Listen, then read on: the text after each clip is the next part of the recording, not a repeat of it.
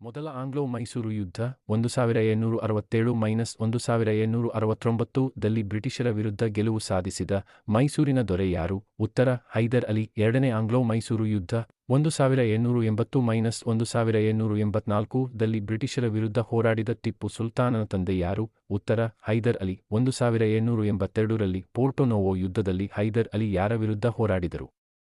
ಉತ್ತರ ಬ್ರಿಟಿಷ್ ಪಡೆಗಳ ವಿರುದ್ಧ. ಮೂರನೇ ಆಂಗ್ಲೋ-ಮೈಸೂರು ಯುದ್ಧ 1790–1792 ದಲ್ಲಿ ಟಿಪ್ಪು ಸುಲ್ತಾನನ ಸೋಲಿಗೆ ಕಾರಣರಾದವರು ಯಾರು? ಉತ್ತರ ಲಾರ್ಡ್ ಕಾರ್ನ್ವಾಲಿಸ್. ಶ್ರೀರಂಗಪಟ್ಟಣದ ಒಪ್ಪಂದಕ್ಕೆ 1792 ಸಹಿ ಹಾಕಿದ ಮೈಸೂರಿನ ದೊರೆ ಯಾರು? ಉತ್ತರ ಟಿಪ್ಪು ಸುಲ್ತಾನ್. ನಾಲ್ಕನೇ ಆಂಗ್ಲೋ-ಮೈಸೂರು ಯುದ್ಧ 1799 ದಲ್ಲಿ ಟಿಪ್ಪು ಸುಲ್ತಾನನ ವಿರುದ್ಧ ಹೋರಾಡಿದ ಬ್ರಿಟಿಷ್ ಗವರ್ನರ್ ಜನರಲ್ ಯಾರು? ಉತ್ತರ ಲಾರ್ಡ್ ವೆಲ್ಲೆಸ್ಲಿ. 1799 ರಲ್ಲಿ ಶ್ರೀರಂಗಪಟ್ಟಣದ ಯುದ್ಧದಲ್ಲಿ